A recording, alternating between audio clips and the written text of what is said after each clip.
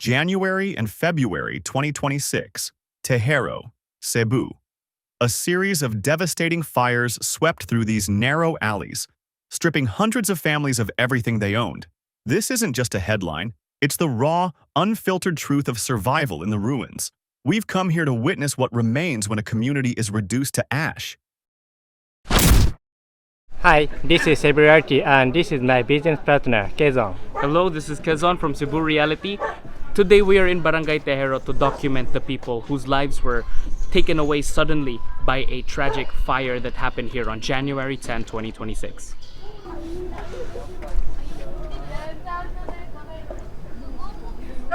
The fire started during the high start of Sunulog.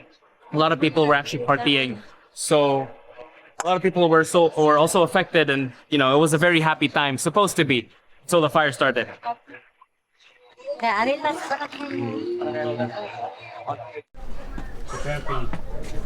This very small passageway was one of the escape routes that a lot of people took when the fire was at its most extreme.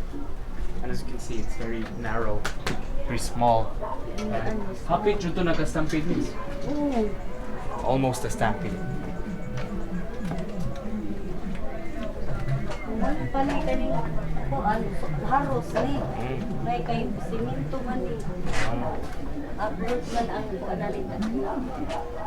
Most of the, these houses here that are in cement, they're safe from the fire.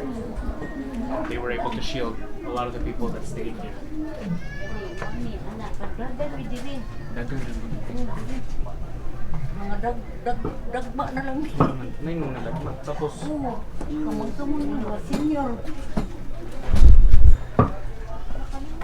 Kani dito na ni sa barangay hall. Barangay hall na. Ato ta barangay hall na nakadto mo? Wala pa kami kadto. We're actually heading to the barangay hall, the city hall. So look at some of the people as well that are taking shelter within the city hall. Ari ta na may tent sa daghan kayo nag-tent. Dili ni panik dili. Dili panik. Oh, dili kaso. Kaso. Init yung tubo.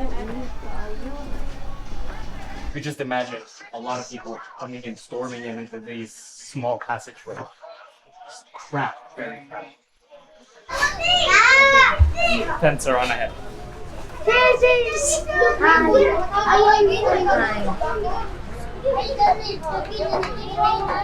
Right here, we're at the barangay hall.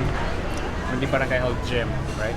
James, barangay hall. Sort of like a maze. It's maze-like in nature. A lot of tents. Wala ka lisod din ka ng mga nabibig.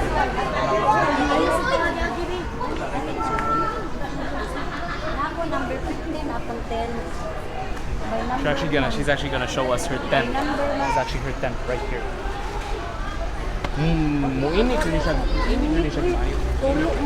Sometimes in these areas it gets like really hot. When it rains, some water seeps in.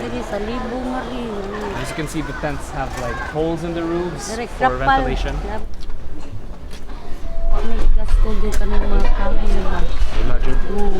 So, huwat na lang job mo hantod na ay muhatag o pagkaon ninyo. Usually, kinsa man yung mga hatag ninyo, mga private na company? Private lang sa doon na lang gusto nga motabang na mo. Paabot lang ni. Sa public, state, nabat mo hatag ninyo? Wala. DSWD? DSWD lang una. Support nga mo. Pilay na dawat ninyo sa DSWD? Mga kuan ka na. Ang owner, 10,000. Ang 10,000 lang. sharer, 5,000. 5,000. Rented, 5,000. Siguro lang makapalit o kuan material. Pero wala pa. Wala pa na ang budget pa gikuan. Na yung mga private mga company, mga tao lang, individual na nang hatag o kwarta, imbes dili ka ng grocery, ang kwarta. Wala jud ang government. Maraming mga hatag na mo. Nalagin ka ng kapalit og lansang, kahoy ba. Unsay gibuhat nimo before nagsugod ang sunog kanang trabaho nimo? Pwede ka mo share. Wala ko no job. No job. Wala ri trabaho. Wala trabaho. Nagkuan ang ni. Dili nagbuhat lang ni sa kanang na mo kahatag na mo support sa pagkaon. Kanang before ani nagsugod ang sunog. Wala gid ni wala gid. Pero tapos kasi pag sunog tapos sinina ra mga inatag lang ni mga ginatag sa DSWD mo. Oo. na da mga sinina lang usa. Tapos ra gyud wag kay kusuman ang kayo gyud paspas kaayo. Goo lagi mi. Pero approve lang yan niya. Kaso doon ay nakatabang lang gihapon. They haven't really saved much from the fire. Most of the things that they've saved are really just their lives, and they're just really lucky that there are also other people as well that have provided them support through clothes and food and all that stuff. For the Walay fire, husband, walay husband, patay na. 1 Widow year. ka. Widow na. Ikaw ray usay nagpuyo sa imong balay before. Akong anak, kuan anak. kinamanguran. Wa pa kuan ngita pag-job. How she make money? How they make money? Wala pa kanang kuan lang mi. Manguam lang mi kwarta. Para palit og panudan. Food. Pero nay mga gihatag lagi mga noodles, mga dilata. May among kuan nun pagkaon. So is it enough for her? Sakto-sakto lang kay duha ra man mi pero ang uban daghan kay anak. Daghan kay anak. Oh, daghang anak, mga anak og 5, uban 8. Before, pila man ni ka balay jud dinhi, pila ka balay dinhi before. Maray kabalay, mga chintas gano'n. Chinta ni dinhi dapita. Kaya isa sa kabalay na may upat ka pamilya. Oo, upat ka pamilya. So, the houses affected here may be around 80, but the families affected here could be much more. Asa ka kapuyo? Kara ako balay. Right. Sa tan-aw nimo sa future ni, sa may plano nimo ani dinhi. Balik mig puyo diri kung doon na nami ikapatukod. Ikapatukod. Payag lang usa. Kay wa man tay kaya palit og mga material. Kaon lang sa. Diri na lang jud mo. Diri na lang ni. Mas barato pa na kaysa sa mo. Tan-aw nimo mas barato pa na siya kaysa sa mo playa sa Cebu. Mahimo pa lang doon na tay mutabang na tong hatag og balay. Okay kaayo. Balhin mi. Balhin mo. Kay mubaha man ni diri. Kagahawak. Lugi. To make new house, how much money she had to spend? Maybe mga 50. 50,000. Mm. Back to zero jud kami sa tanan. Back to zero. Walay sila na. Wala. Wala na jud tanan. Walay na sulbad. Wala ginasulbad. Nanghuwam lang may kaldero, plato, kutsara.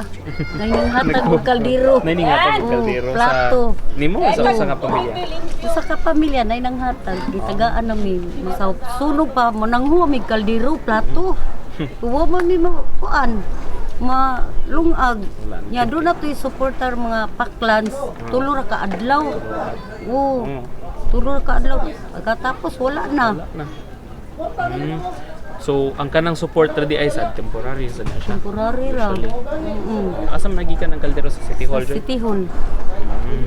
Sa pagsugod pa lang sa sunog, asa maka sa balay nimo.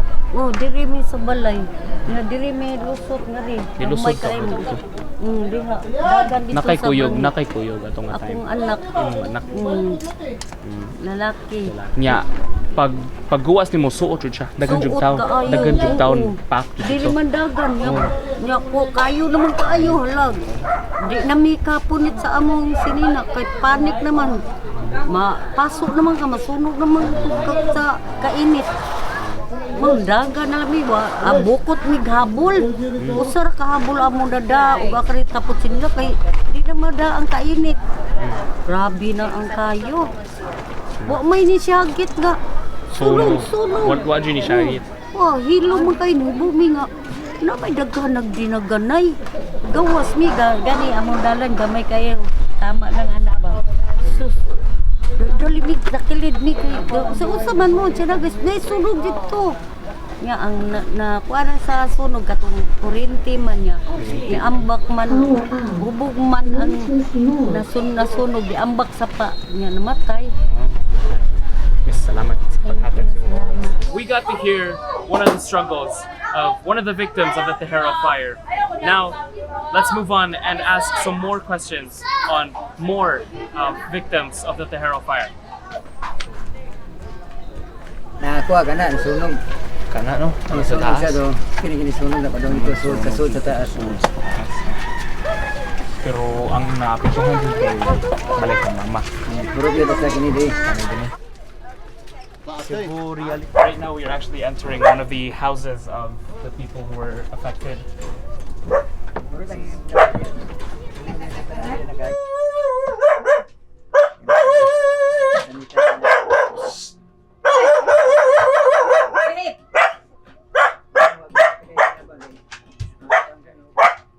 Mubalik ta sa tong time nga kusog pa yung sunog sa asa man kaato dapita sa balay ra nimo.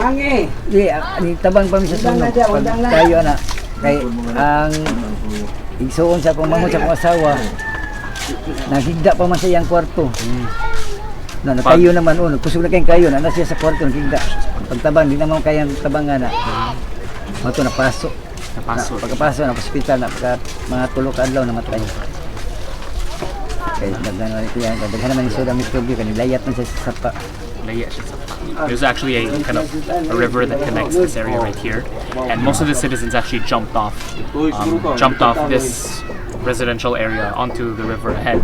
Actually, the river has quite a bit of bacteria and it's dirty, so that has also been one of the main causes for the death of his relative. Napakailaing na ilhan din na apekto jud dagko sa kanang sa sunog to the point na naa sila yung namatyan na Wala. Katura, kanira din mo sa ison sa kusawa. Di man nagsugod silang balay. Sa silong mo, kusog na kayo na di sa natong kwarto. Katura. Mahal kayo dako kay gasto kay tag 7,000 ang inject sa kanang kagaw gani. Inject na. Tapos pag-admit pa lang. Admit pa, wala labot sa admit. Pagpailabot sa admit. Labot sa doktor. Kay gasto. Sa pagsugod jud sir kanang before pa ni kusog ang sunog asa mga ato. Nagtabang kay iyang mama sa diri. Kuan man kanang disable naman sa dili na makalakaw. Wheelchair na mo daw. Pagwa na nako magkuan. Pagwa na nako matabang siya da. Matong wala ko di naman masyagit gud. Sige na sinagitay na layat na lang mata na. Wa mo ko mata na matong diha na siya na. Pagkahagba siyang higdaan. Matong kamata siya, matong layat na siya sa pagdako na siya pasok. Pasok katong nagigda. Wala ko na kayo, matong ang akong giuna ang mama na sa asawa diri. Akong ipagawas na wheelchair ko goyo na ko dito. Pagawas na nimo. Pagawas na ko na pagkauman, pagbalik na ko ana sunog naman sad ni. Mato na pagkuan ko diri sa mo nagtayo naman sad, mato gawas na ko. Pagawas na lang mo. Wala na joy masalpad din na. Nahurot ang gamit ako tanan sa mga kuan, sinina tanan. Eh, niabot man kayo na dito sud. Magana nata kuan na sa bumbiro dayon. Uban pa sa imong mga sinina sir, unsa pa may lain nimong nawa dyan? Mga gamit nga basa, mga power tools, mga Francis. Unsa jud trabaho jud nimo sir before? Sumito trabaho din. Wala, standby pa ko. Standby lang. Sa pag-aid sa government sir, nakaigiyatagan jud ka sa gobyerno. Wala ang lista kay sa DSWD. Nakadawat ko kay dili mo totally damage, totally damage 10,000. Na mo kay taas raman. Taas raman mo to gatiran ko 5,000. Karon pag release sa abuitis materials, kuan grocery. Wa mo ko kadawat sa isa. Ngano nakadawat ni 10,000 ang wa masunog katong dito tika sa tumoy sa wa masunog ka buok. Kadawat sa 10,000. Naibong ko ngano yung ana man ang gobyerno. Na ako na akong balay sa gastuan ang gana. Bukunon gulang taas gud. Lagi. Nasila na mga materials ko. Ano, nakaproduce sila materials ya. Masunog. Na ako sama wa kay kuan sa akong balay. Muna mga wire na kung pamutol para makakwarta ko. Mga kwarta. Mamon na akong ipanit-panitan yan. Para kaon sa namo. Gas-gasto. I was just asking about, in terms of support, and he mentioned that there is still sort of a disparity within how people get support. Although he has gotten support from BSWD, one of the main governing bodies here, he also did not get most support from a company that was actually aiding and giving support to people, providing groceries and providing materials as well. Whereas other houses which had minimal damage or no damage at all, they got support. And it's just that, the way he lives, the way he sort of managed his life, it's sort of showing this sort of disparity within aid. Saan mo ito mo pagkita sir? Saan mo ito mo pagkaibaw mo? Uy, sunog dyan eh. Dapat na dyan ako ni pag-aso mo ang mama mo. Pag siyagit diri sa itong kuan, katong nagmata na, ay kuan mo na siya, 450 man siguro na sunog. Sa buntag? Buntag. Pag-awas yun ako, kuan na, kanang puso na kayong aso, pero gamay pa kayo yung siga. Gamay pang siga, pero puso na kayo. Pero mato na among gitabang, ang tabang na mo. Mato na napawong kalit. Napawong siya nakakuha na may first gisir, usara makabuk ang first gisir. Mato pagpawong ano niya. Pag aksyon mo sud kalit man ulbur sa tayo. Ang gawas ni balik. Mato ako nang kisulog sa taas nang hagbong ko diha. Kira sir, wala kay injury kalhan sa ospital. Wala, ako na kanang dirira kanang piang lang. Yang ra. Dagan kig mga bata din sir kadagan. Wala, kuan nga kanang isiyahay nag bitbit ang mga kuan nignaog dala na ang bata dito sa dagan wala. Dagan jud mga tawo na nang ambak sa sapa. Wala katura sa siya kay kuan niya siya kay dako man yang kanil. Dusot pa man. Mao lagi na ang mga tao lagi way nakuha gikan silang mga cellphone tanan, mga appliances wala na ko ang ilang ang siguro lang nila ang ilang mga ang bata o sila maluwas dito gawas sa balay wala now ikaw man na ni sir pa-repair pa na nimo or mura hindi ko ka pa-repair na kay wang bukad ko appliances ang mga daw pa sa may plano nimo ana wala nga ana lang sana siya kung basta tayo makakwarta diyan na mga kuan nasa mga ingana din sir mga parehas nimo nga way trabaho way nasa daghan mga napikto sa napiktuhan sa sunog tuhan sa sir ang ora to sir salamat sa paghatag sa mga oras na salamat. We just got to see the lives of the people who had their houses and their futures taken away from a devastating fire. We got to hear some of their stories and some of their struggles. I just hope that these people would find more security, more safety, and a better future on ahead as the government continues this fight against residential fires. This has been Cebu Reality. Thank you so much for watching.